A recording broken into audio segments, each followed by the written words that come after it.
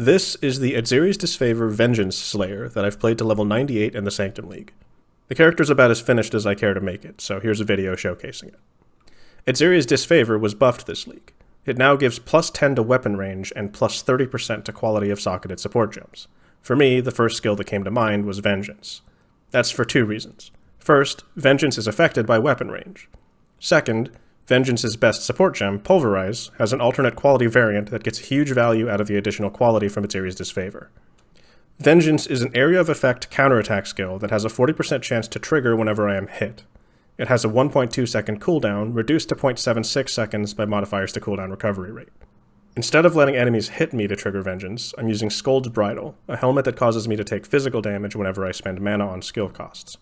As you can see here, as I use skills, sometimes a faint circle expands for my character. That's Vengeance.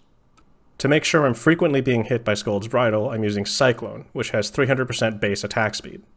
Vengeance actually has a significantly larger area of effect than Cyclone, sometimes hitting things near the corners of the screen.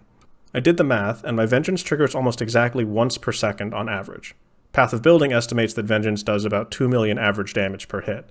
Factoring in Impale damage and Slayer's 20% Culling Strike, I estimate this build does about 5 million DPS while fully buffed. Defensively, the character is a bit squishy by my own standards. It's certainly less tanky than the last time I played a Vengeance build, which was the Martyr of Innocence build I played in Expedition League. That being said, the current League mechanic doesn't reward building passive defenses, so I'm not really being punished for having fewer layers like I would have been in Expedition League. Let's get into the passive tree.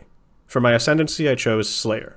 My last Vengeance build was a Gladiator, because I needed access to the Painforged node, which makes counterattack skills deal double damage. That node is essentially mandatory for a Vengeance build, unless it's a damage over time build. Nowadays, you don't need to go Gladiator, because you can get the Painforged node with the Forbidden Flesh and Flame Jewels, as I have here. As for the actual Slayer passives, I've taken Bane of Legends, Headsman, Overwhelm, and Impact. Overwhelm changes Atziri's Disfavour from a 5% crit weapon to an 8% crit weapon, enabling crit as an avenue for damage scaling. Impact gives AoE, more damage, and a large boost to accuracy, enabling me to forgo precision as an aura. I did choose to neglect Brutal Fervor's Persistent Leech because I don't really need it, but there's a reasonable argument for taking it over Impact. The passive skill tree is pretty compact, being confined to the Duelist's region. My keystone passives are Iron Reflexes to convert evasion to armor, Unwavering Stance for stun immunity, and Magebane to cap spell suppression. Overall, the tree is a mix of life, resists, armor, spell suppression, and various damage stats. It would take too long for me to explain every decision I made with the tree, but you can import my character into Path of Building if you want to dissect it and ask me questions in the comments. My passive tree has 4 jewels socketed, all unique. Other than the Forbidden Flesh and Flame, I have a Watcher's Eye and a Lethal Pride.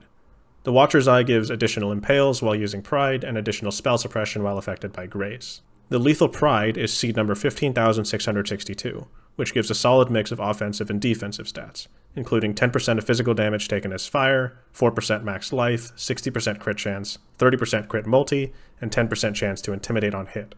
Let's go over my gear. Atziri's Disfavour has 30% quality from the Hillock Syndicate bench.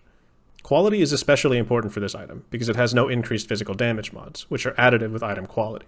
For my build, the difference between 20% and 30% quality on Disfavour accounts for 6.5% of my total Vengeance DPS. My Scold's Bridle is double corrupted with increased max life and a cost and reservation implicit that allows me to fit in my auras without using Enlighten. It's also enchanted with Vengeance cooldown rate, which is pretty much mandatory for a Vengeance build. The last time I played Vengeance, I did it with an Eye of Innocence instead of Scold's Bridle, meaning I didn't need a specific enchantment on a unique helmet. That means this variant of Vengeance was harder to find the pieces for than my last one.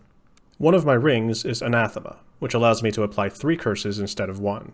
I'll get into the curses more when I go over my gems. This particular Anathema is double corrupted, with Grace and Pride aura effect. There are other useful Vol implicits available on rings, including immunity to bleeding and poison, but I opted for this instead. The rest of my equipped items are rares. My body armor has life, resists, spell suppression, and 15% of physical damage taken as cold from an Essence of Horror.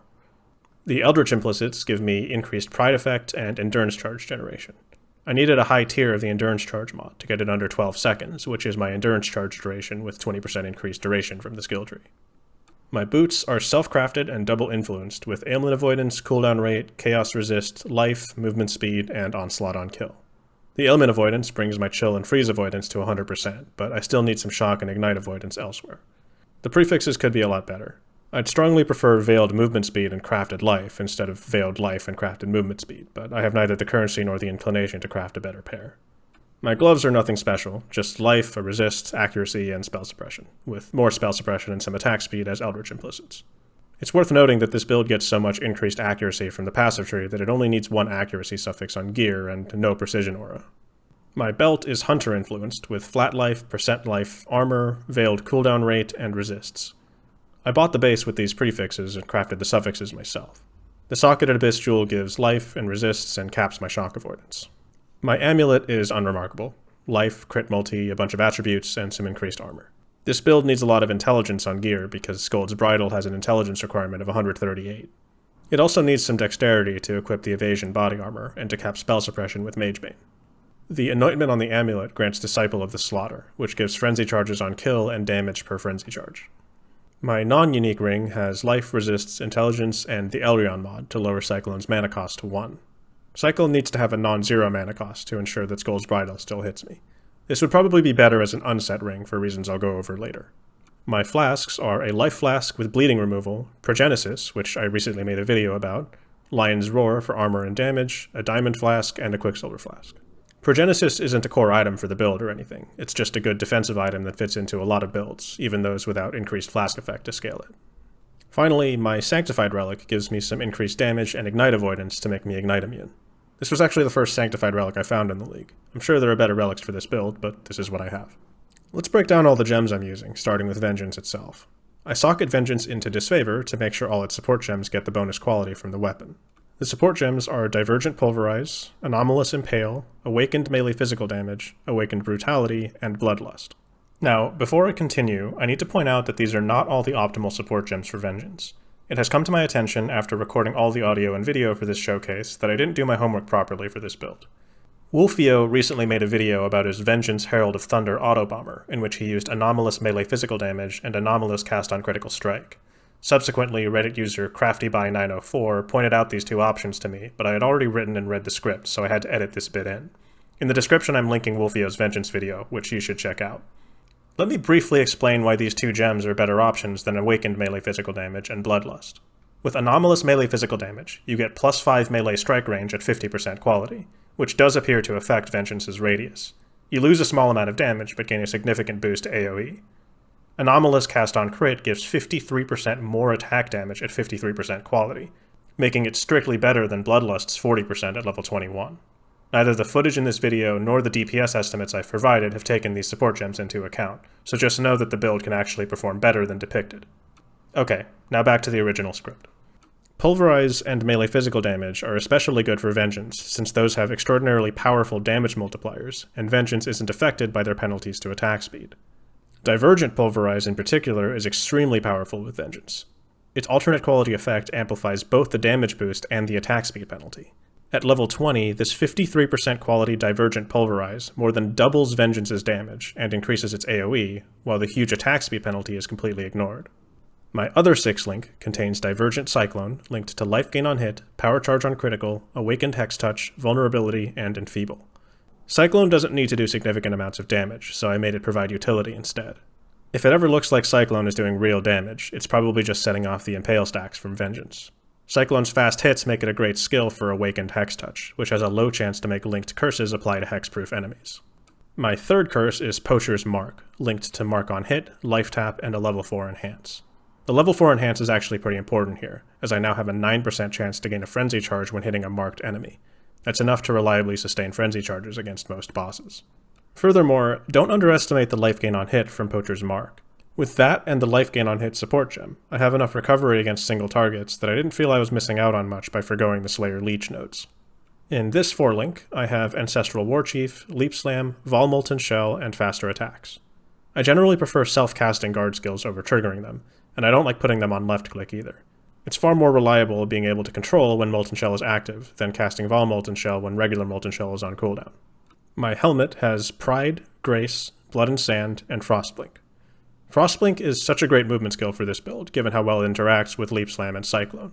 Without Frostblink, my Forbidden Sanctum runs would not be going so smoothly. Also, with the character's relatively high intelligence, I'm able to run a high-level Frostblink. I just need to swap it out for a low-level Frostblink for Elemental Reflect maps, so I don't die. I made that mistake once, and it was all I needed to learn my lesson. The build is a bit starved for gem sockets. Before I got this corrupted Scold's Bridle, I was using a level 3 Enlighten, which meant I couldn't fit in Enhance for my Poacher's Mark. It would actually still benefit from one additional gem socket. If I had an unset ring, I could squeeze in Maim support on my Ancestral Warchief, which would further boost my boss damage. Now I'll summarize the defensive layers. I have 5700 life, which is pretty low by my standards for a level 98 character. I have over 30,000 armor unbuffed and over 40,000 armor fully buffed. That, combined with 4 endurance charges and 25% physical damage taken as elemental, means I'm pretty resilient against physical damage. My elemental resists are 76%, significantly overcapped to protect against curses and exposure. My chaos resist is only 16%, or 51% with Progenesis active. I'd like that to be higher, but I don't care enough to fix it now. Other defensive layers include 100% spell suppression, 17 fortification, enfeeble on hit, 10% block chance, and 60% crit reduction. From the Pantheon, I get a small amount of physical damage reduction, reduced elemental damage taken, and immunity to burning ground. Normally my characters have better defensive layers than this, but it's been working well enough. I've mainly just been farming moderately juiced maps with 20% delirium, and I never really feel like I'm in danger, especially now that I have Progenesis. If you want to play this build, then to get going you'll need an Atziri's Disfavour and a Scold's Bridle, preferably with the Vengeance enchant. However, if that's all you have, you're going to feel paper thin. My max life was only 4300 with my level in the 90s. I had half as much armor, no endurance charges, and only 59% spell suppression. That's a problem I eventually solved by throwing enough money at it, but be warned that this won't work nearly as well on a low budget. I said this in my last Vengeance video, but the build's playstyle feels like any other Cyclone build. Whether it's Vengeance, Shockwave, Cast on Crit, Cast while Channeling, or just vanilla Cyclone, the build will simply feel like playing Cyclone. If you've played a Cyclone build before, don't expect something like this to be a novel experience. Other than the potential unset ring swap I mentioned earlier, I can think of a couple minor optimizations to make. For one thing, the Enduring Composure notable can be rolled on small cluster jewels. This is a faster way to generate endurance charges than the janky setup I have now with the body armor implicit. There's probably some way to change the skill tree to accommodate a large cluster jewel and a small one. That would also open up a jewel socket for a rare jewel with max life, crit multi, and curse reduction. Given that the build only has about 50% crit chance, it would actually benefit a lot from the crafted belt suffix that makes crit chance lucky while focused.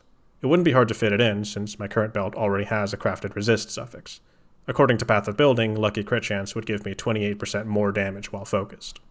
Other than that, it would probably just be getting slightly better versions of gear I'm already using or grinding to level 100, neither of which I care to do. There may be some useful interactions I'm missing though, so I'm interested to hear what changes you guys would make. That's all I can really say about the build. It's not particularly innovative, in fact it's a more traditional take on a build I've already played. That being said, it's been fun to optimize it and see how far it can go. I haven't attempted Uber bosses with it, but I'm not sure I want to. I'd rather move on and test other ideas I have. As always, leave any questions you have in the comments and I'll be sure to answer them. Thanks for watching.